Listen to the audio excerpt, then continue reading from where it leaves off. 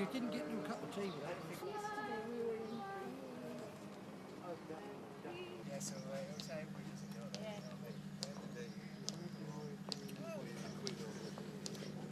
Change my time on this from here. Oh. The car. I like probably number.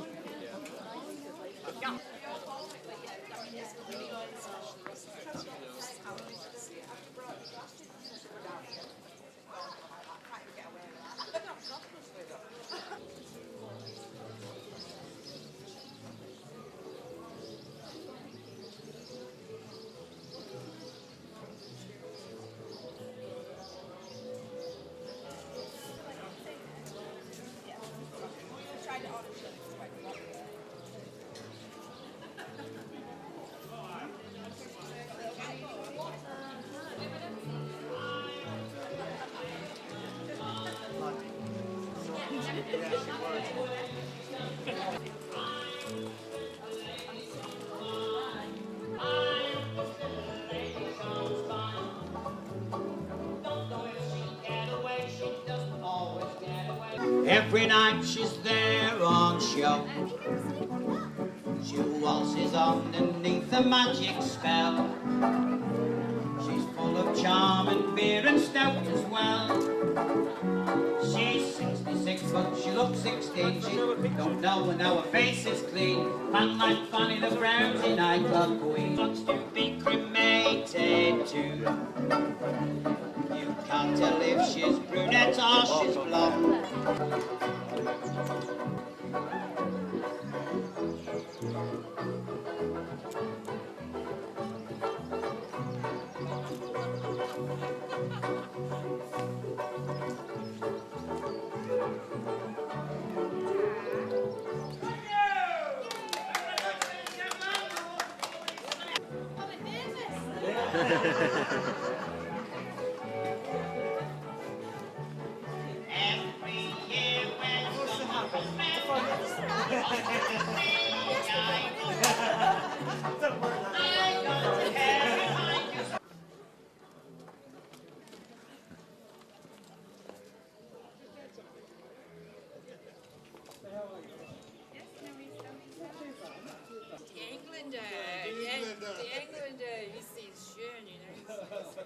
Problem, kein Main, viel Problem mit die Engländer. Oh,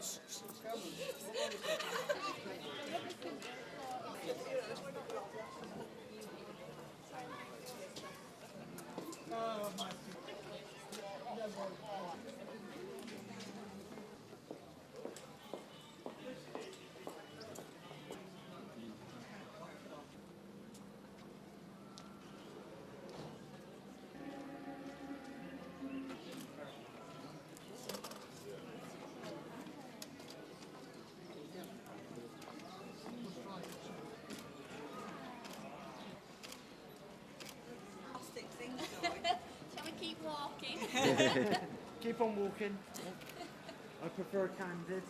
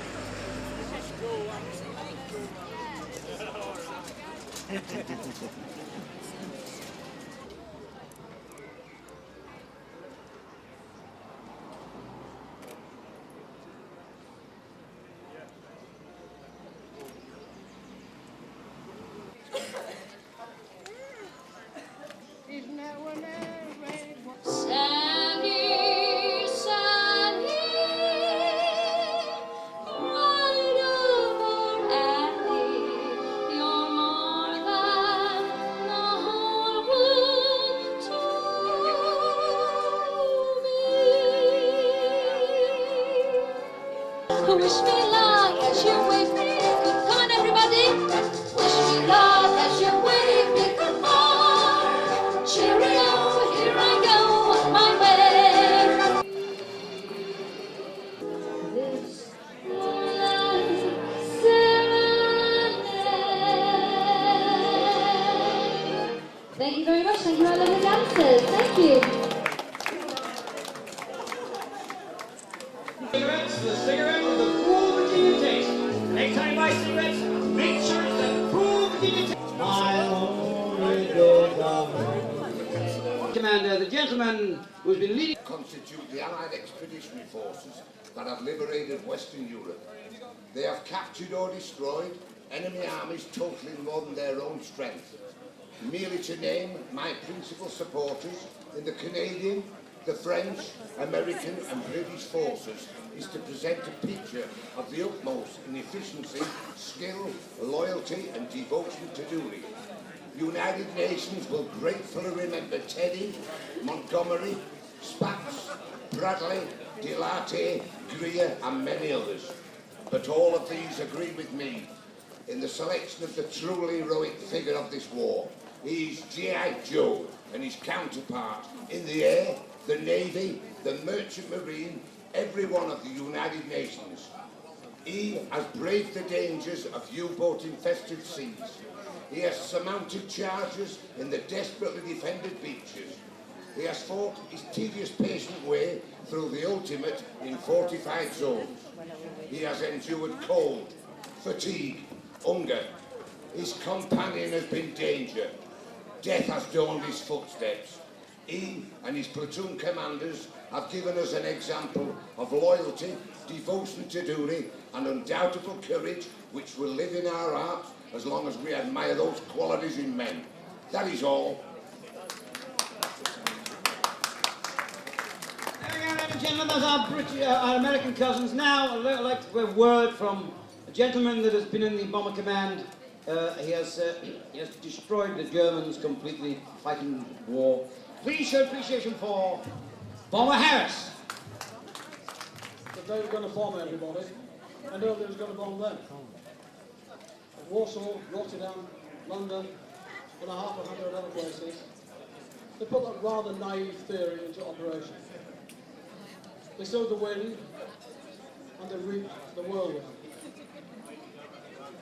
There are no words in which I can do justice to the aircrew who fought under my command. There is no parallel in warfare to such courage and determination in the face of such danger over so prolonged a period, which at times was so great that scarcely one man in three could expect to survive patrol operations. It was furthermore the courage of the small hours, of men virtually alone, for at his battle station the airman is virtually alone. It was courage of men with long-drawn apprehension of daily going over the top. They were, without exception, volunteers, for no man who served and trained as aircrew with the Royal Air Force did so without being a volunteer. Such devotion to duty must never be forgotten. It is unforgettable by anyone whose contacts gave them knowledge and understanding of what these men experienced and faced. And I will never forget the 56,000 young men at my command who, night after night, took to the skies and reached for the stars, never to reach it. By the Prime Minister at the time, Neville Chamberlain, and the Cabinet to vacate Buckingham Palace and Windsor Castle and fly to Canada. He refused. Him and his wife said, if the British people are going to be bombed, we're going to be bombed with them. Ladies and gentlemen, please standing for His Majesty, King George VI.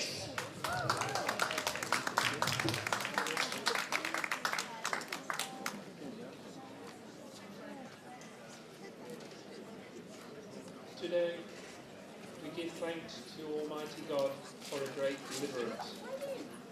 Germany, the enemy, who drove all Europe to war, has has finally been overcome. Let us remember those who will not come back, their constancy and courage in battle, their sacrifice and endurance in the face of a merciless enemy. Let us remember the men and women in all their services who have laid down their lives. We have come to the end of our tribulation, and sadly they are not with us at the moment of our rejoicing. And let us salute in proud gratitude the brave host of the living who have brought us to victory. I cannot praise them to the measure of each one's service, for in a total war the efforts of all rise to the same noble height, and all are devoted to the common purpose. Armed or unarmed, men and women who have fought and striven and endured to your utmost. No one knows that better than I do as your King. I thank with a full heart those who bore arms so valiantly, on land and sea or in the air, and all civilians who, shouldering their many burdens, have carried them unflinchingly without complaint. May God bless and keep us all.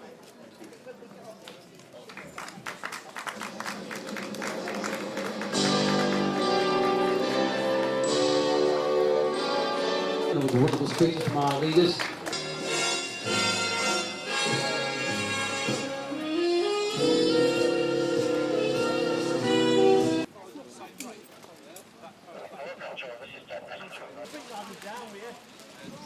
No, but this one can see that.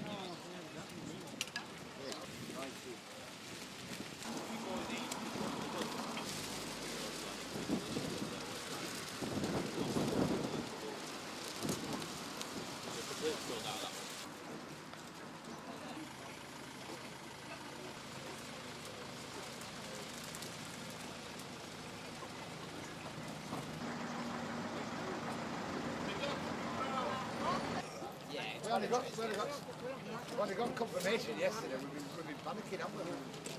I put my backing envelope and then I nailed it to the wall, didn't I? Yeah. That's 1 week.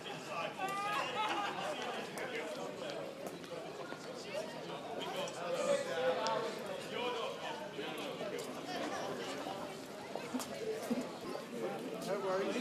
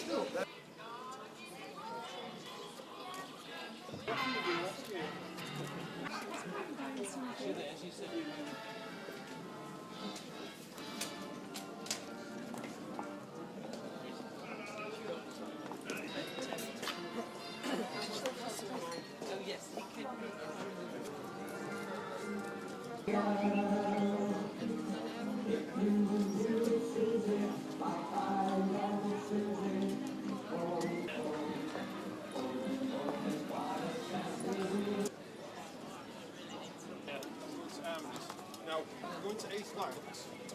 Right.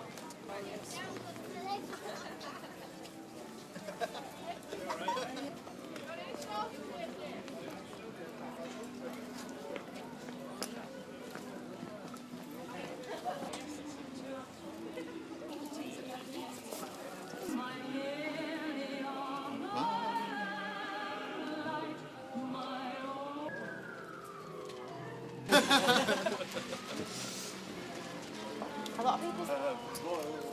There we are. That's all right. Yeah. The important thing is to realise that I'm real. No, you do tend to break them.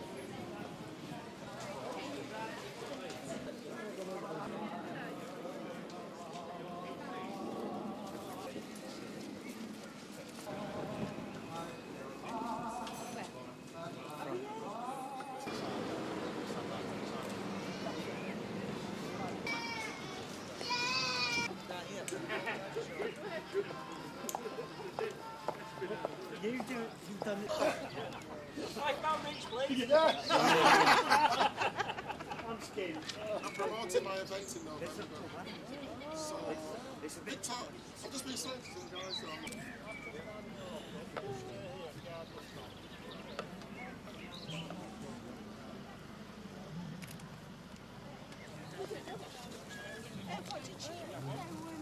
Behave yourself, leave her alone.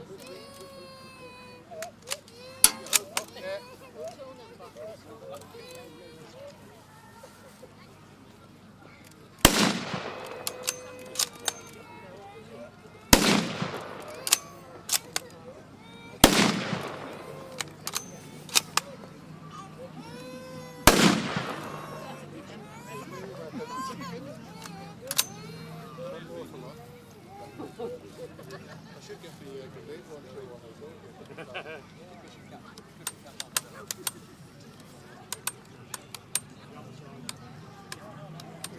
You put that on. And then put Jams again.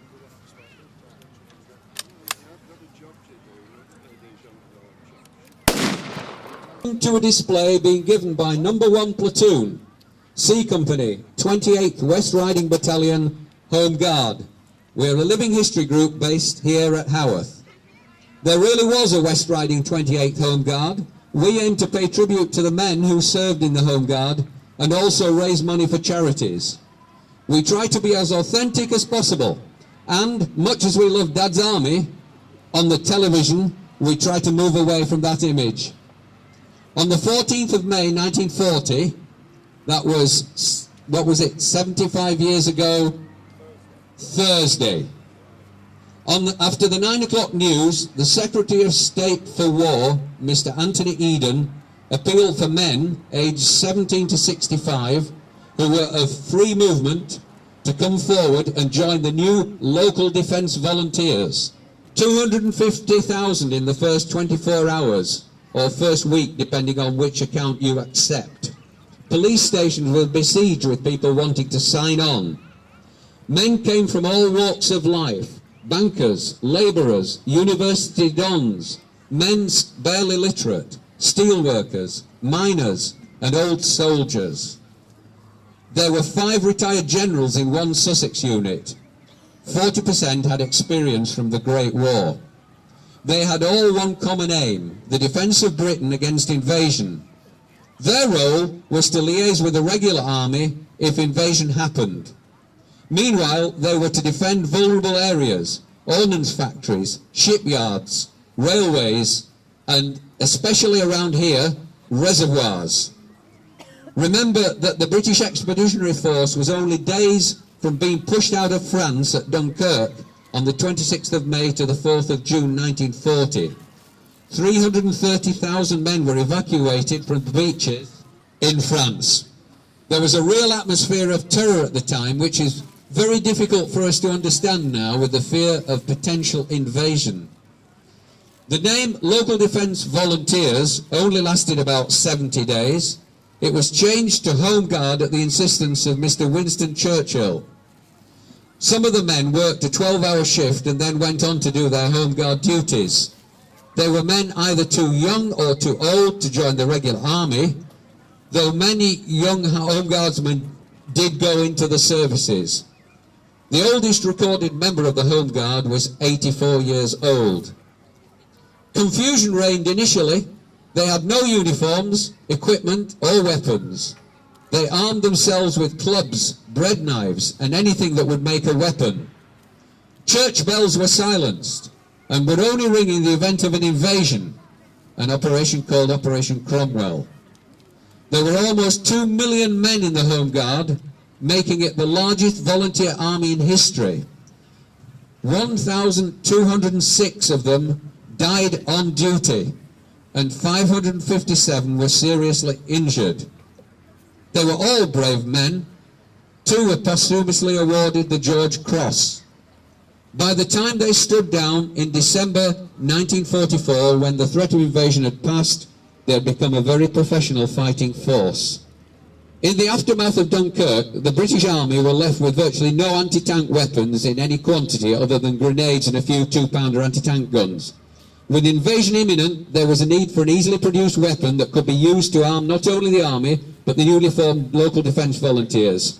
One of the weapons rushed into production was this thing you see in front of you, the Northover projector, or the Northover mortar, also known as the bottle mortar. The Northover was typical of the British pipe guns of the period, which could be produced very quickly and at low cost. Little more than a steel pipe with a rudimentary breech mechanism at one end. Ammunition consisting of an orthodox number 5, 23 or 66 Mills grenade or a number 68 rifle grenade that were propelled from the muzzle by a small black powder charge. Later the glass bottle number 76 phosphorus grenade was fired, and this gave rise to the name bottle mortar.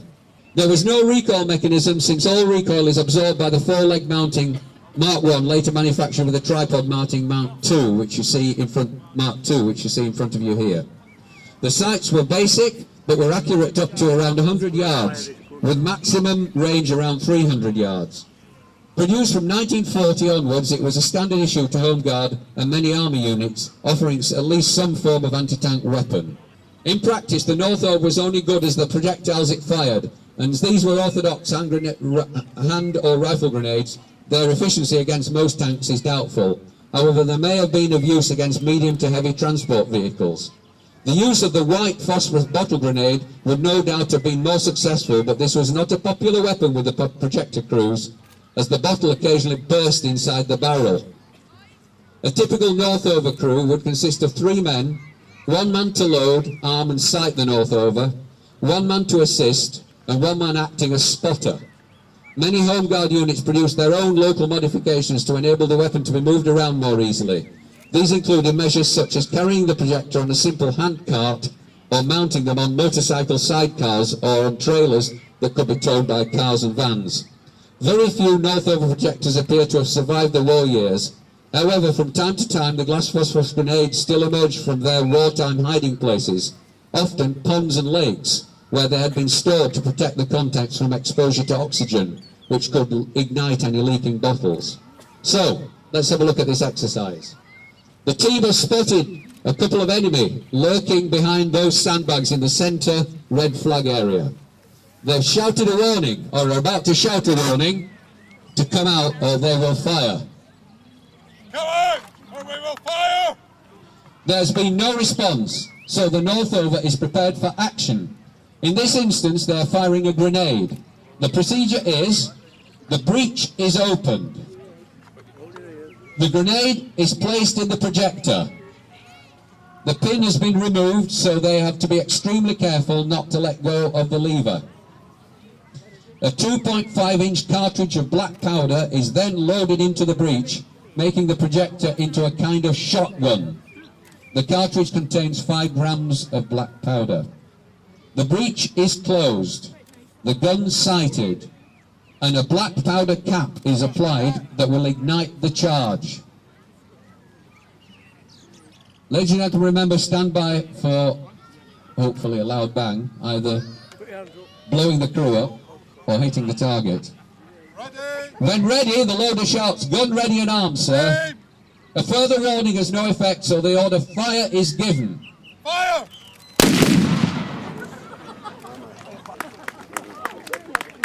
Fire party!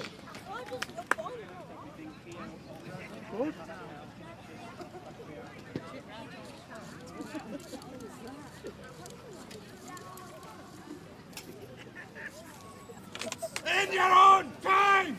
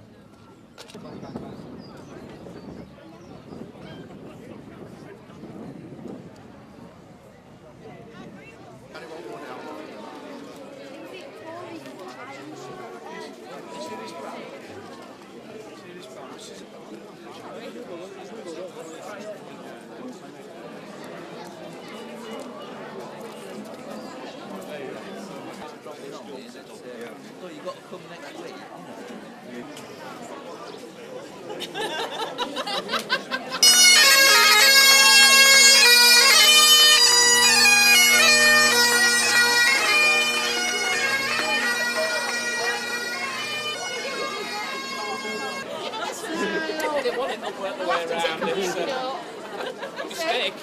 Got me gun and all, Alan.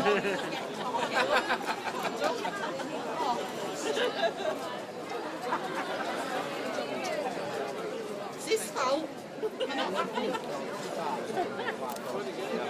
Oh, with that, with the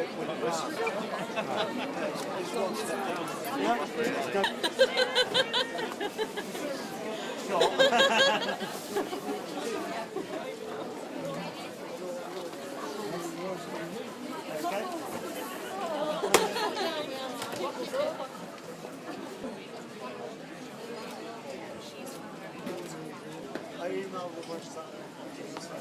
Okay. So just try and remember which one that is.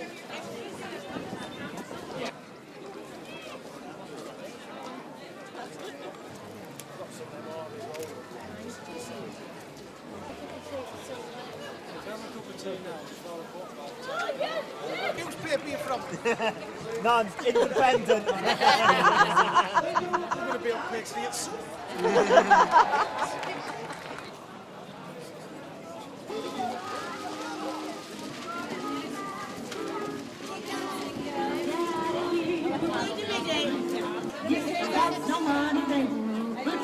Money too. You want to know? Got to go, why don't you do right? Life's so harder than do.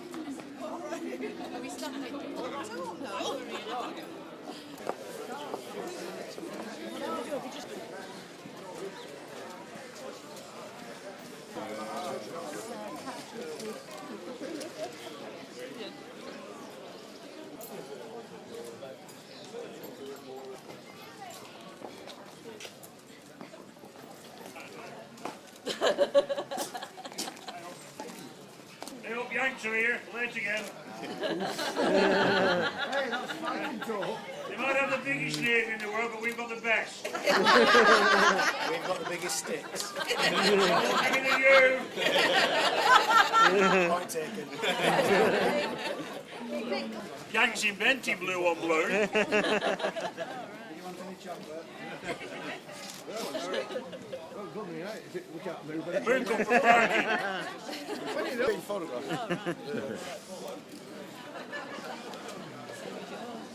Well, yes, yeah, Captain. No, sure. Careful going down here. Like bank's not my bum. Yeah. I didn't believe it, that.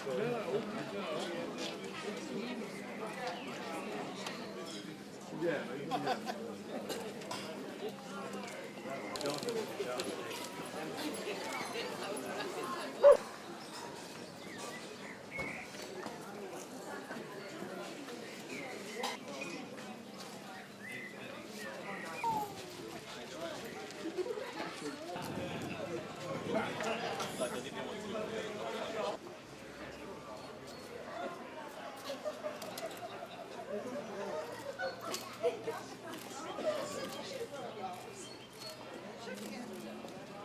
Excellent, thank you.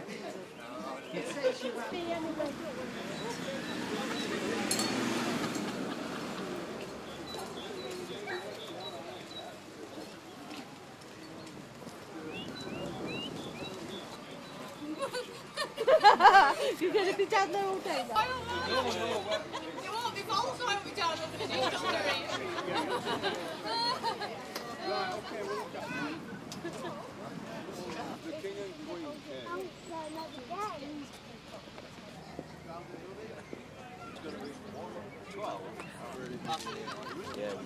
There's no 2-2. The British numbering is quite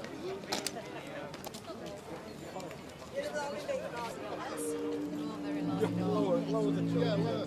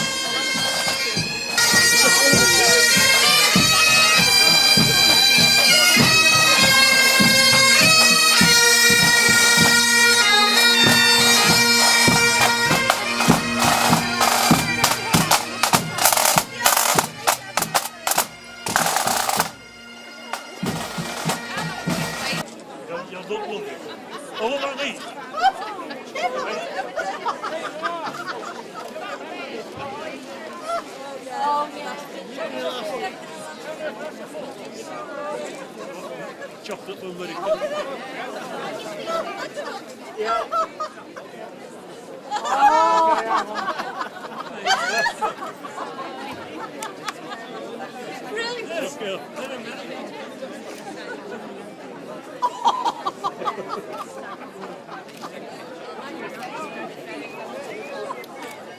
Come on, ladies. Special price today. Quick.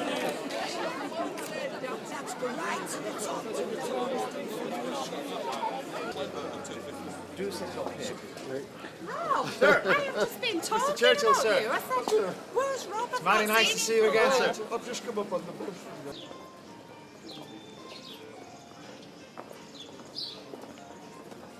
Thank you very much.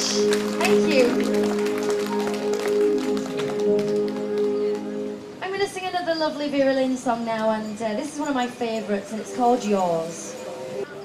Yours till the birds fail to sing. Yours till the end of life's story. This pledge to you, dear, I bring.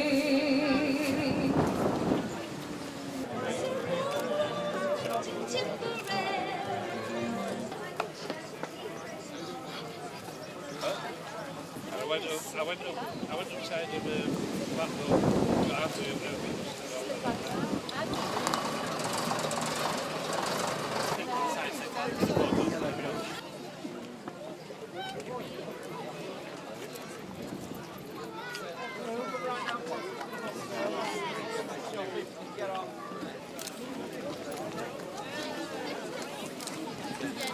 I've just come back in.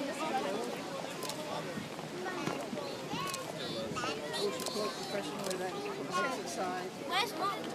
I don't know, she's around here somewhere. Following victory in Europe, most evacuees returned to their homes. This was not an instant process, and some were still away from their homes for many months, as there was still a threat of invasion. Not all the children had homes to go to. Some fathers had been killed in action, some mothers had lost homes with the bombings. So hopefully today all these children will be taken home. And so let us embark on what lies ahead, full of joy and optimism. We have won the German war. Let us now win the peace. Good luck to you all, wherever you may be. There we go, the speech by Bernard Law Montgomery at the end of the Second World War, who took the surrender of the German forces on Lunenburg Heath in May 1945. One last speech, ladies and gentlemen. At the end of the Second World War, on the 8th of May 1945, the radios were turned on, and the wirelesses were turned on, and people listened to King George's victory speech. Ladies and gentlemen, here is King George with his victory speech from 1945. Thank you. Today, we give thanks to Almighty God for a great deliverance. Germany, the enemy who drove all Europe to war, has finally been overcome. Thank you. Let us remember those who will not come back, their constancy and courage in battle, their sacrifice and endurance in the face of a merciless enemy. Let us remember the men and women in all their services who have laid down their lives. We have come to the end of our tribulation, and sadly they are not with us at the moment of our rejoicing. Then let us salute in proud gratitude the great host of the living who have brought us to victory. I cannot praise them to the measures of each one's service, for in a total war the efforts of all rise to the same noble height, and all are devoted to the same common purpose. Armed or unarmed, men and women who have fought and striven and endured to your utmost. No one knows that better than I do as your King. I thank with a full heart those who bore arms so valiantly on land and sea or in the air, and all civilians who, shouldering their many burdens, have carried them unflinchingly without complaint. May God bless and keep us all. Thank you.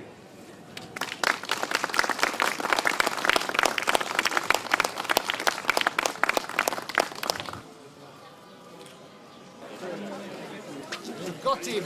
We've got the nasty German. Go on, Snell, Snell. Andy Hawk, Andy.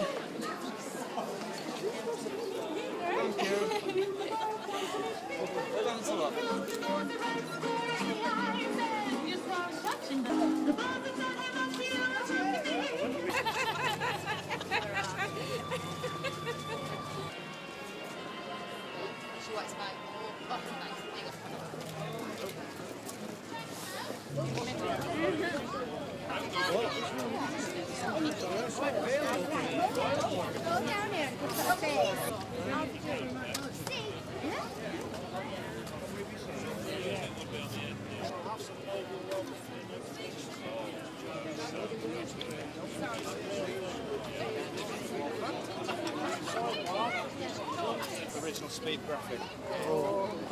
It has the plate back on it, but I've taken the plate back off and put a roll film back on so I can shoot.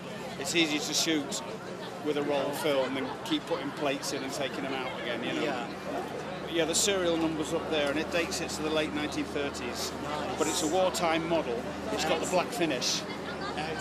Most of it is finished in black, you know, so that's just a roll film back. It's a fresh film, but I haven't threaded it yet. I've just shot one film with it. You only get 8 shots. Yeah. This is a Leica.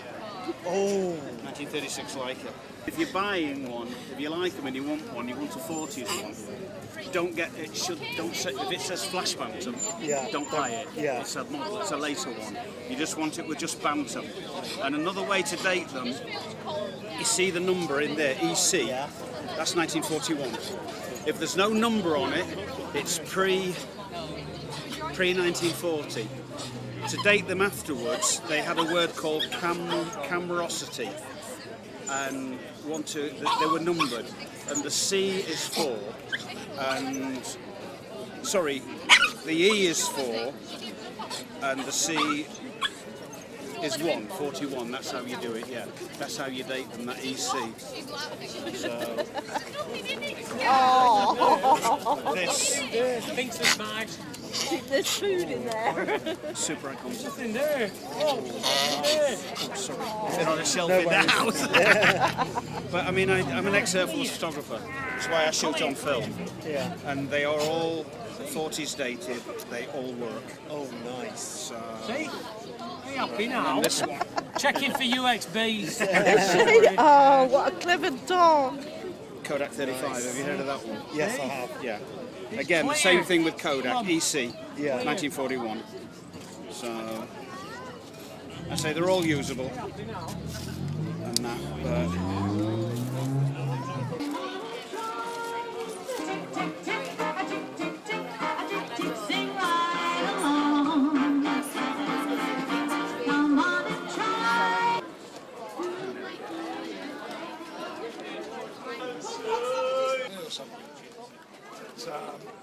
It's not about uniform.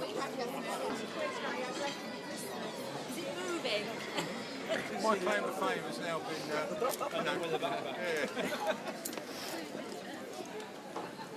but there have been a number of people looking at me quite sort of blankly, you know, not understanding. You come up by that. No, you're dead, John. You come up by that. Oh. That's what said again and again. It always makes me go. Don't tell me. Don't tell me.